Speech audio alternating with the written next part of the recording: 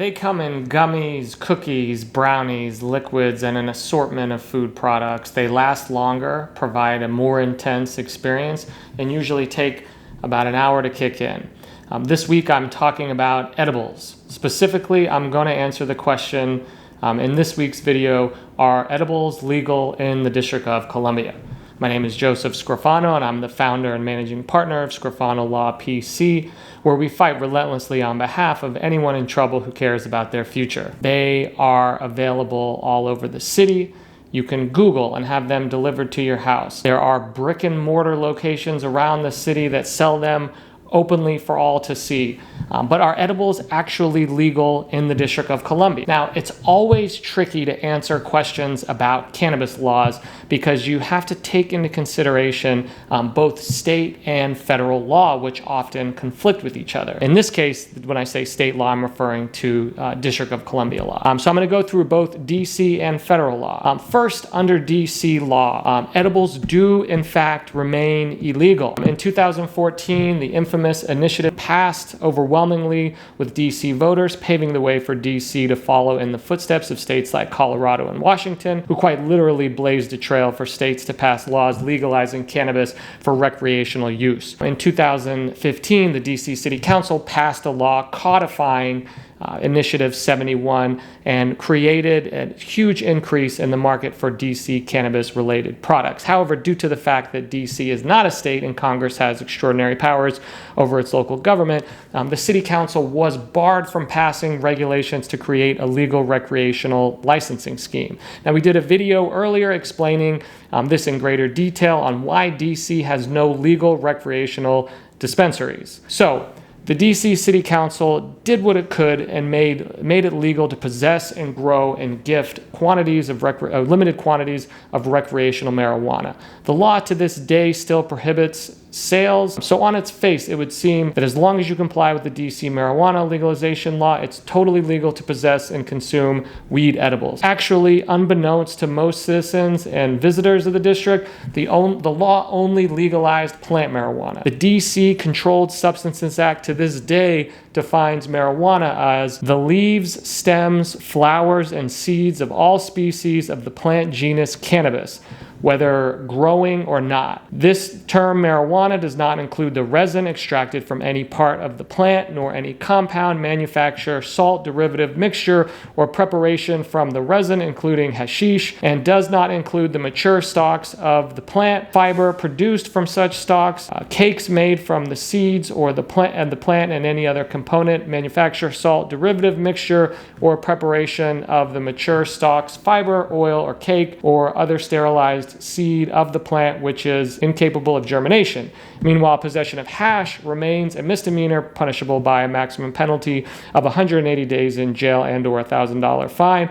At this point, you might be saying, well, hash and edibles are not the same thing. While you would be scientifically correct, unfortunately, the City Council is not exactly hip to the ins and outs of the cannabis plant. The DC Controlled Substances Act defines hash as the resin extracted from any part of the plant genus cannabis and every compound, manufacture, salt, derivative, mixture, or preparation from such resin. This means anything non-plant-based is considered hash in DC and remains illegal. That includes waxes, shatters, tinctures, vapes, and of course, edibles.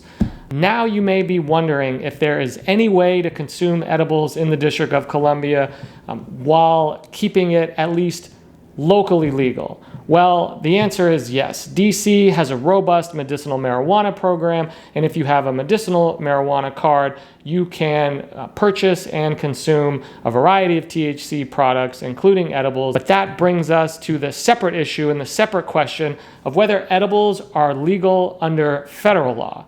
And the answer to that question is a resounding no. Federal criminal law classifies marijuana and all of its extracts as a Schedule I drug under the Controlled Substances Act. To give you a sense of how ridiculous federal drug laws are, marijuana is considered a Schedule I drug along with heroin and can carry the most severe penalties, while cocaine and fentanyl are actually listed as Schedule II under the Controlled Substances Act. So, edibles are absolutely illegal under federal law. In fact, possessing and consuming medicinal marijuana is technically still illegal under federal law as well. Now, does this mean that the FBI or DEA is likely to arrest you and charge you in federal court for simple possession of edibles or plant-based marijuana?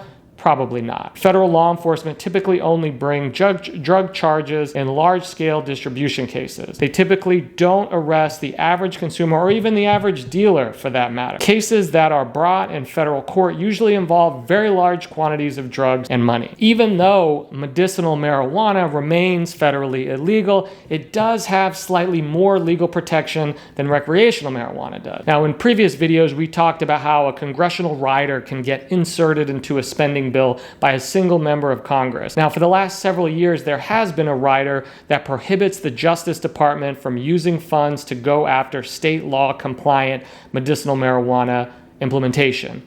That means that it can't use federal funds to go after medicinal marijuana that's complying with state law. However, this rider does not change the law, and it has to be renewed every year to remain in effect. So if the political situation changed, it could go away. But let's say if you get busted by the feds on a large-scale marijuana distribution scheme, are edibles more illegal or carry greater punishment than plant marijuana? The short answer is yes. In federal court, the judges typically mete out sentences consistent with the United States sentencing guidelines. The drug sentencing guidelines are basically a grid that take into consideration your criminal history on one axis and the quantity of drugs seized on a separate axis. And they set the sentencing recommendation based on the combination of those two things. So even if you have no criminal history, if you're busted with a large quantity of cannabis, your guideline sentencing range can be super high. Take, for example, how the sentencing guidelines treat THC. The guidelines use something called the drug conversion table, which will take certain substances and impose arbitrary multipliers to increase the overall quantity the law enforcement seizes. Now, you may have heard a little something about the disparity between crack and powder cocaine federal sentencing. Now, this disparity exists because the guidelines arbitrarily multiply quantities of crack cocaine by a larger number than that of powder cocaine, despite the fact that they're the same drug, which ultimately results in defendants getting greater and larger sentences for crack cocaine than for powder cocaine. Federal marijuana laws do the exact same thing in relation to plant versus other derivatives from the plant. So for plant marijuana, the guidelines multiply the plant quantity at a 1-to-1 ratio. That's 1 gram of plant marijuana equals 1 gram of marijuana. For hash, the multiplier is 1-to-5. That's 1 gram of hash equals 5 grams of plant marijuana. Hash oil is at a 1-to-50 multiplier. That means 1 gram of hash oil constitutes 50 grams of plant marijuana. Finally, THC, which includes edibles, waxes, shatters, and other concentrates, is at a staggering 1-to-167 ratio. That's 1 gram of edibles equivalent of getting busted with 167 grams of plant material, and so on. Now, to make things even worse, the guidelines weigh and take into consideration the weight of the infused item, not the weight of the THC infused into the item. That means if you make a batch of brownies and infuse 100 milligrams into that batch, they're going to weigh the batch of brownies, not the 100 milligrams of THC that was infused in them. And then the whole weight of the batch of brownies is going to get multiplied times 167. Now, unless and until Congress gets off its ass and deschedules marijuana from the Controlled Substances Act, there is no 100% legal way to consume, let alone distribute edibles. That said, in DC, despite its continued illegality, cannabis, particularly edibles, are widely available as local law enforcement is at least appearing to make enforcement look like it's a low priority. Even so, just because the police are simply choosing not to enforce a law today does not mean that they won't just change their mind tomorrow. Now, at Scrofano Law PC, we've represented dozens of clients over the years who've been charged with cannabis offenses. And so if you or a friend or loved one has been arrested or contacted by law enforcement, get in contact with us. Or if you just want some more information about DC cannabis laws, give us a call or contact us. And finally, if you're just interested in learning about criminal law, go ahead and hit the like and subscribe button, as we'll be doing a variety of videos on a number of criminal legal topics, including gun laws, drug laws, cannabis laws, DUI, etc.